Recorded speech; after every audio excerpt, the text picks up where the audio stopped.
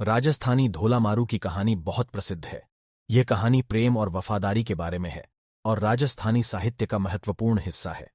धोला मारू की कहानी भारतीय महाकाव्य और गाथाओं का एक अद्वितीय उदाहरण है। धोला और मारू दो युवक और युवती थे जो अलग अलग गांवों में रहते थे। एक दिन वे एक बाजार में मिले और एक दूसरे में प्यार हो गया।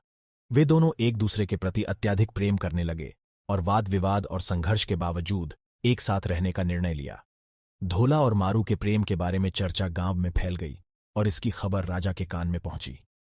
राजा धोला की सुंदरता और वीरता के बारे में सुनकर उनके संगीत में मंचित हुए। उन्होंने धोला को अपने राजदरबार में बुलाया और अपनी सुंदर कन्या मारू के साथ विवाह के लिए स्वीकार कर लिया। लेकिन राजा के राजदूतों ने मारू को बताया कि धोला राजकुमार नहीं है, बल्कि एक गांव का गरीब किसान है। मारू बहुत ही दुखी हुई और उसने अपनी प्रेम की परीक्षा करने के लिए अपने पारिवारिक घर से दूसरे गांव में जाने का निर्णय लिया। मारू ने गांव की सीमा के पार जाकर धोला के बारे में जानने की कोशिश की।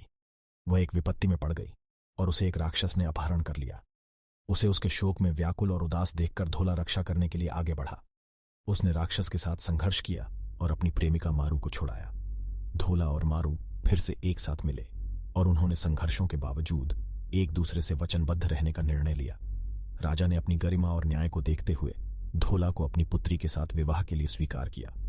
इस रूप में धोला मारू की कहानी एक प्यार और वफादारी की प्रेरणादायक कहानी है।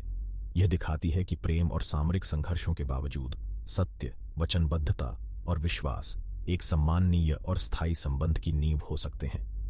धोला मारू की कहानी ने राजस्थानी साहित्य के अलावा पूरे भारतीय भाषाओं में भी प्रसिद्धि प्राप्त की है और विभिन्न संस्कृति और जनजातियों के लोगों के बीच प्रियतम है।